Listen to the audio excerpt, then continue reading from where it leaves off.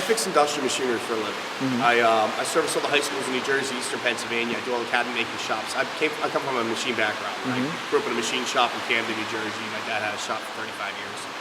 And I've been fixing and building and repairing machinery my whole life. I'm an authorized repair tech for all the woodworking machinery companies, like Paramatic Jet, Delta. So I service machines. Over the last couple of years, a lot of shops have closed up. Actually, the last 20 years, shops have been closed up left and right. And I've been going to auctions and buying stuff pennies on the dollar. Yeah. Bought all this machinery, started putting it in my garage. A lot of schools shut down. Like they're actually, like a lot of these schools, they were shutting down their high school wood shops, automotive shops, their machine shops are dead. And everybody wonders why we don't manufacture anything or build anything. So started building. So I came across all this machinery. School shut down. Had probably about enough to open up 5 shops, all packed in my garage. I'm like, I need to find a place where I can build and make and have a place where I can use this equipment and then other people can use it.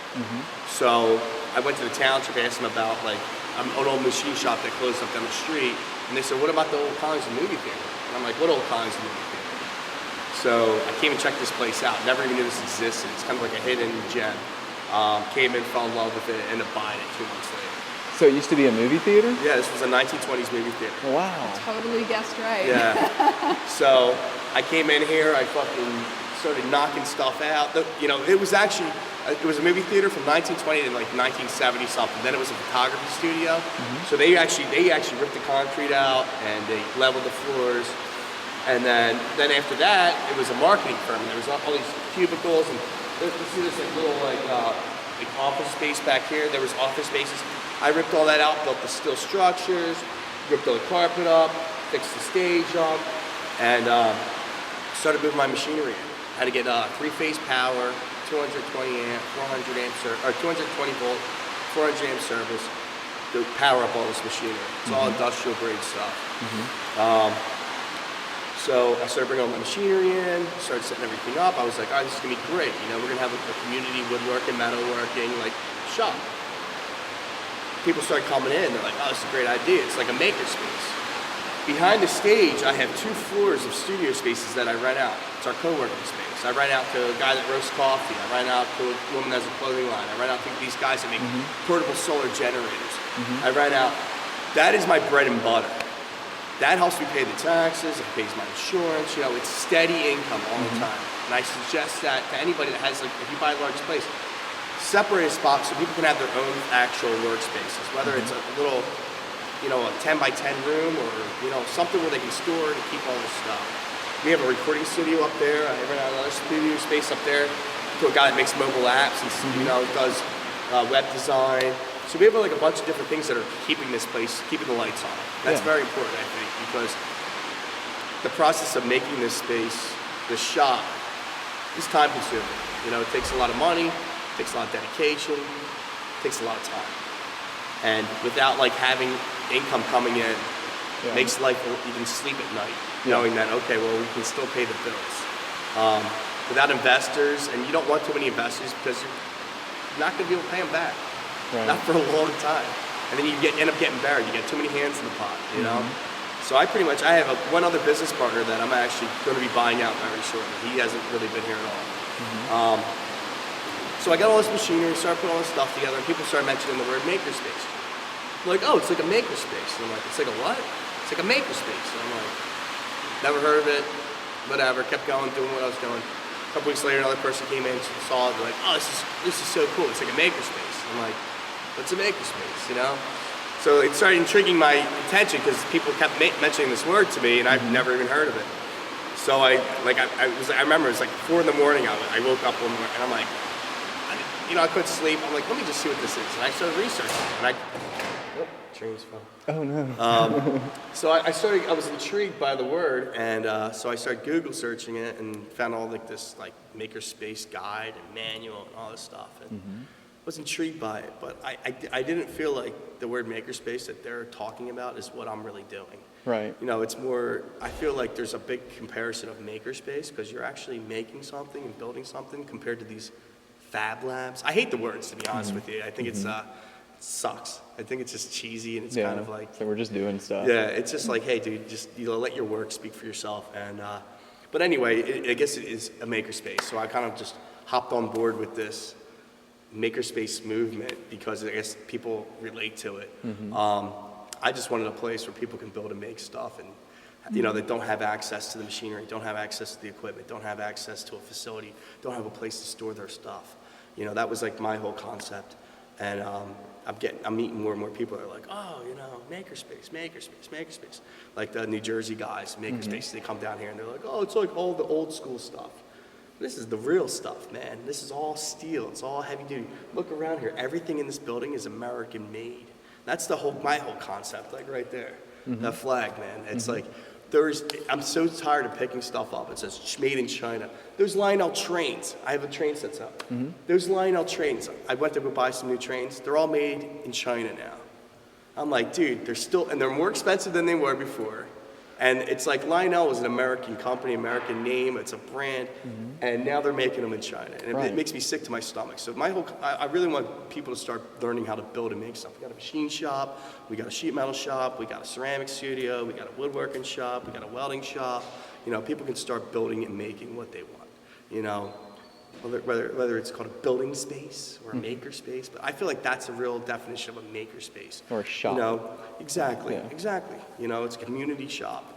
And, but I go to some of these maker spaces that all it is 3D printers and computers and, laptops, and it's like, I feel more that's more of like a think tank or like a fab lab than a maker space, because you're only making like a prototype of something. You're not really actually making something. Like, how many 3D printers actually print out the final product? Right. They don't, unless it's like a piece of jewelry or, a knick-knack or, it's great for prototyping and kind of getting your idea out there.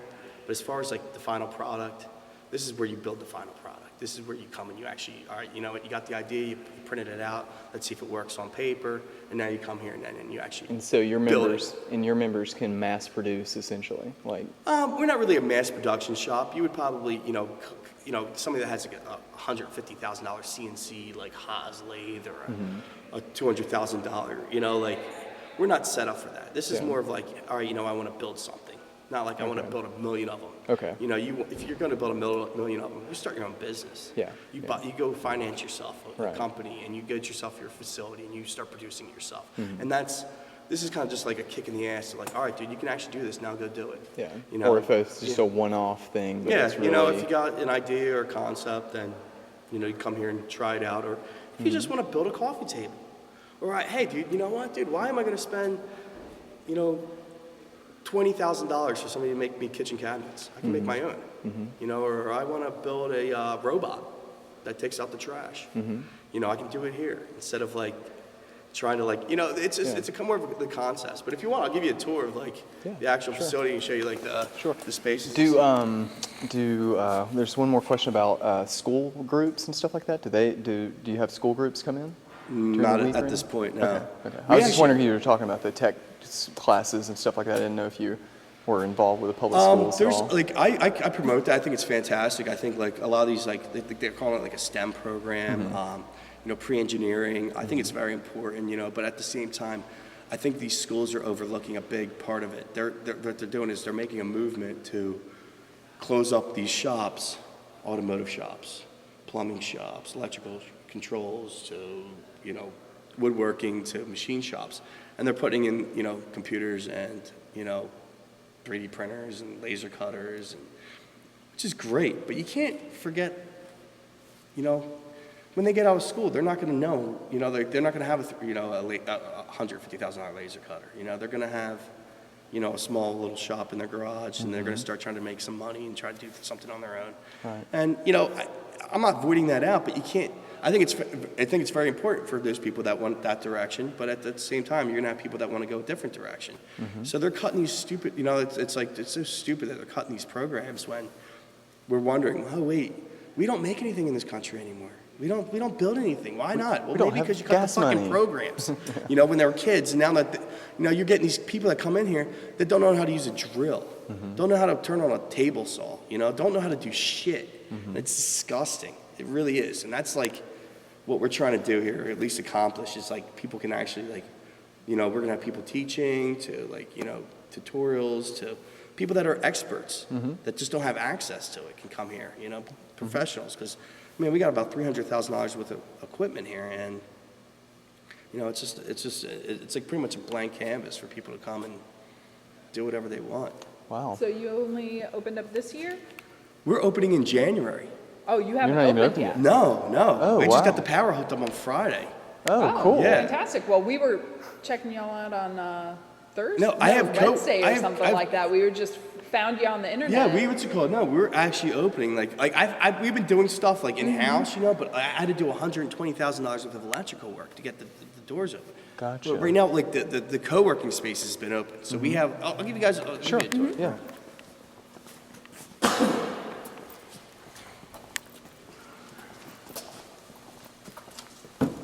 What's up, man? Just shut these trains off, man. Yeah. Jumping off the track.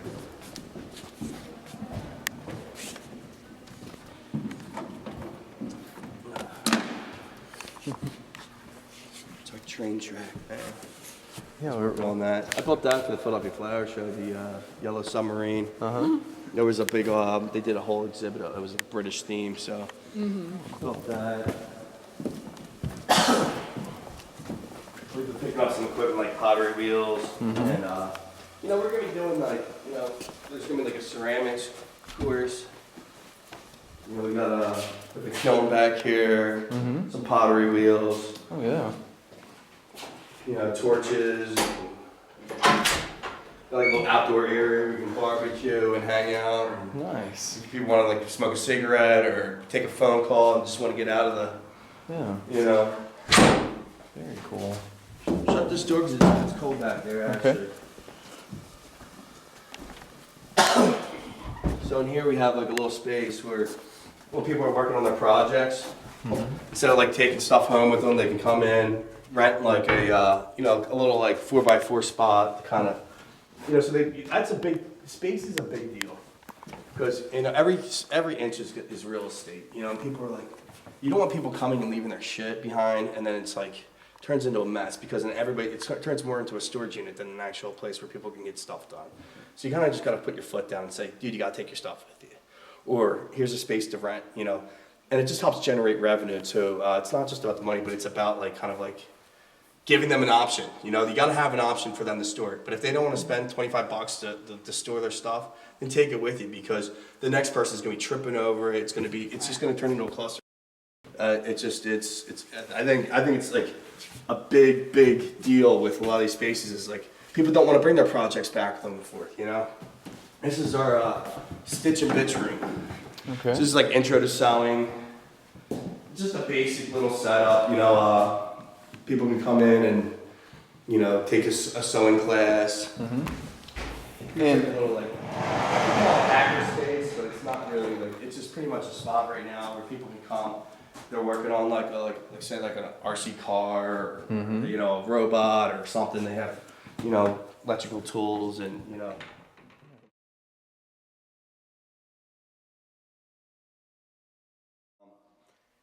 This is all a learning process for everyone. I think it's going to be. I think a lot of this is going to be make or break people as far as opening a shop, because, you know, there's not much money to be made in a makerspace. You know, this is a hobby for me. It really is. I have a full-time job. it's a huge hobby. You know, it's got to be. Movement. It's got to be. You know, like you can't say I'm quitting my job and I'm going to open up a makerspace. Right. You just can't do it. Can it turn into something where you can quit your job? Yeah, but I wouldn't recommend just quitting your job and say, I'm going to do this. Right. Because realistically, it's going to be probably a couple years before you can even turn a profit. And it's going to take a couple years for you to kind of just like learn the niches and, you know, like, is there enough space for this? Is there enough demand for this? Is us buying a laser cutter, or is us buying a 3D printer, is this going to pay for itself over the years? Or are you just going to bury yourself and make you look like an idiot to your investors? Right. You know, it's like, hey, dude, I think this is a great idea. I want to do this. But at the end of the day, how much money can you charge for that unit without looking like a crook? And at the same time, like, how are you going to do it where you can regulate, you know, the amount of time or the amount of people that can come in and use it, what they're going to charge, how much you're going to charge for the ABS plastic, for the printers. You know, you got to do it by the footage or the inch, or, you know, like there's a lot that's involved where, you know, you can't, there's just a lot involved all around. You know, everybody has an idea, everybody has a concept, everybody wants to do something. But at the end of the day, it's kind of like what works the best for everybody. And you're going to have to say no to people. You know, like I had people like, oh, is there going to be like a finishing room in here where we can like spray paint? And I'm like, nah, I can't, because you need a ventilation system that costs more than what it's worth to have a few people in here to shellac a project, or, you know, paint their, you know, do it at home in your driveway, or do it out front, you know. But you can't consume yourself with every little detail, because unless you have a gigantic facility like the size of a mall, it's not going to happen, because you're not going to have everybody happy. Or a university staff. Yeah. Right. Exactly. That's kind of what we're getting into, is like this out of the box college scenario. Like a lot of people are moving in actually December 1st and December 15th. I just rented almost every space. This guy's a tool and die maker, and his partner is a woodworker, and they've been making like furniture out of old machine parts and furniture, and like these are machine legs here. Here's a gear with like, you know, hoist hooks and, you know, pulley wheels for their legs, you know, it's pretty cool. Yeah, interesting. This woman here, she's an art teacher in town, and her son comes here. He's 10 years old. He draws, but her husband does photography. They do different types of things. Here's another space. These guys are Revolution Coffee. They put a coffee roaster in here, and they roast their own. They roast their coffee every day, and we're putting a coffee shop in the front. I'm shooting mostly for people that come locally, you know, but I have people from like about 45 minutes away that want to come, you know, and want to join it. So, like I said, we're opening January 15th. I got since I've opened, I have over like 500 emails of people that showed interest in joining, or, you know, which is pretty impressive. And, you know, the time that we've been setting this place up to kind of get like more of awareness and stuff. We hold events every month. Every second Saturday of the month, we have a band play. I buy a keg of beer, a couple cases of wine. It's open to the township. And we get between 50 to 150 people that show up. And everybody that comes to the door, we have them sign a sign-in sheet. And then we also have them sign, you know, if you're interested in being a member, yes or no, you know, like, and half of them are yeses and half of them are nos. So that's a good turnout. Whether or not they become members or not, probably, I would say maybe a quarter of them will, you know? So that's still not a bad turnout. And we're charging like $99 a month for, you know, access to the shop, which kind of helps pay the bills, you know? And, you know, like I said, I'm a machine guy, so I can fix and service all this equipment. So which is a big part of the overhead that gets washed away, because I do everything in-house. You know, instead of having to hire, you know, a machine tech to come in and service your equipment. Right. You know, we have like a small community kitchen over here. Okay. Just, you know, people can come in, grab lunch, you know, microwave something. We usually have a coffee pot out there, but they brought it up front because of they had a little show today. So like, we have like a room here dedicated for our dust collecting system. Okay. You know, here's our dust collector, and then here's like our panel that we just put in, and we're doing all this electrical work. Yeah. It's a big one. Like I said, dude, we have a lot of electric work that was needed. We actually just got the power hooked up. It was actually Wednesday that we finally installed everything. Oh, Excuse sorry. me. It's okay. So do y'all do all the electric work yourselves? No, I have a contract. You can't do it because it's commercial, and it's a big job. Yeah. But we're like, we're fired up, man.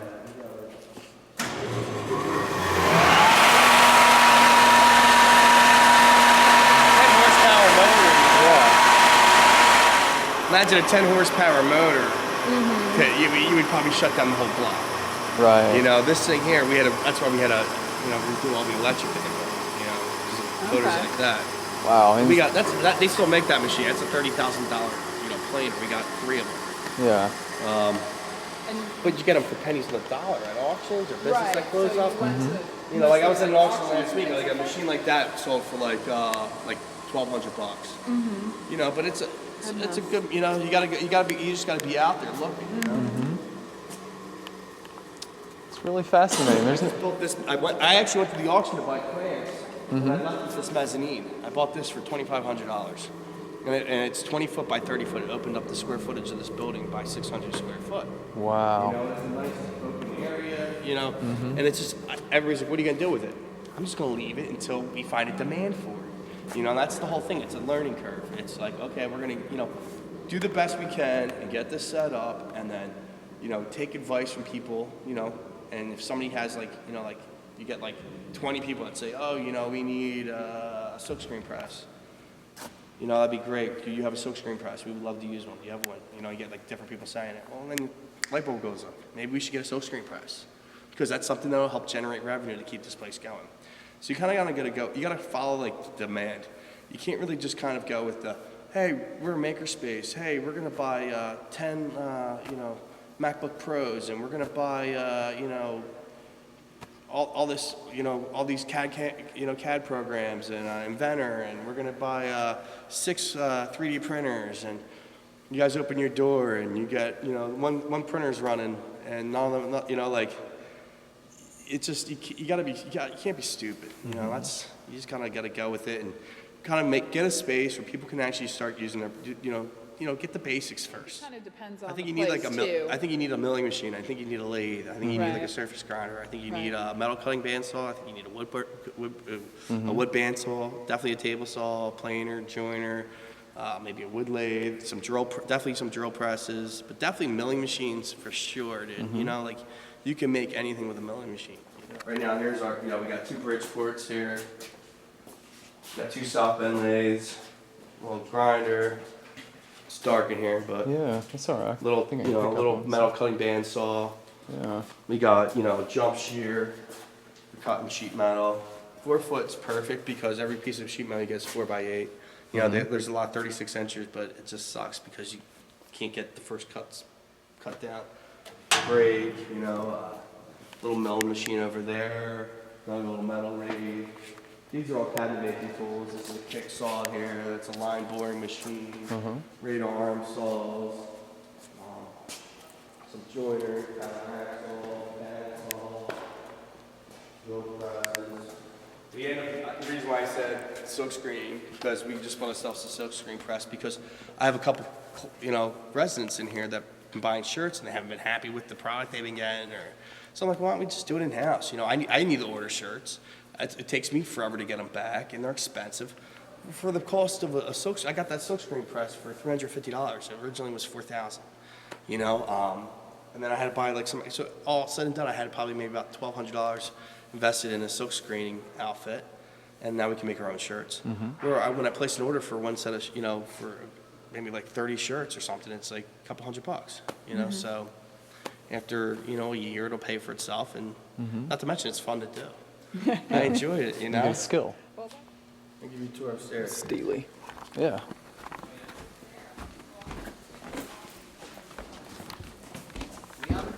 We didn't roast any coffee today, so you may or may not smell it.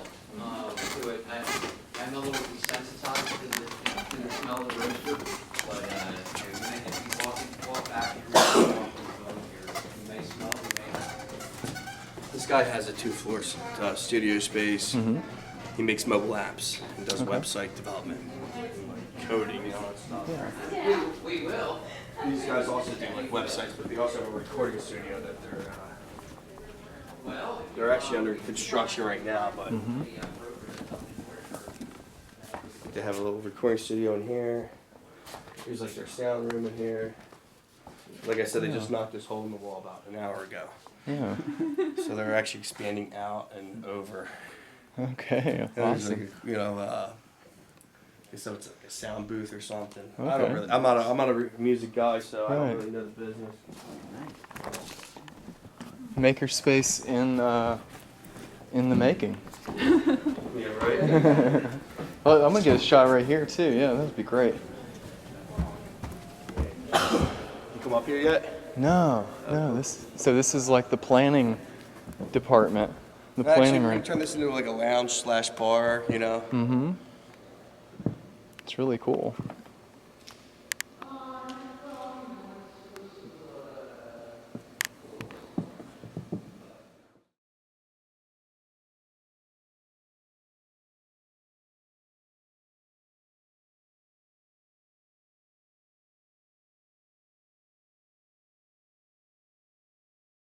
That's how I am, man. I guess I'm, like, I grew up in a machine shop, so Right. I'm old school a little bit, all manual stuff, but everybody's like, oh, how do you brand yourself? I brand myself by what I produce and what I make and what I build, like I brand by my work. I don't need to have a fancy logo and, fancy lettering and kind of, it's nice. It gives a good curb appeal. Yeah. But at the end of the day, it's like, you can have a fancy logo and a fancy brand and your product could suck and say China on the bottom of it, Yeah. Or you can have something that's actually built with love and handmade and one of a kind items. Yeah. That's, so I kind of like it that way,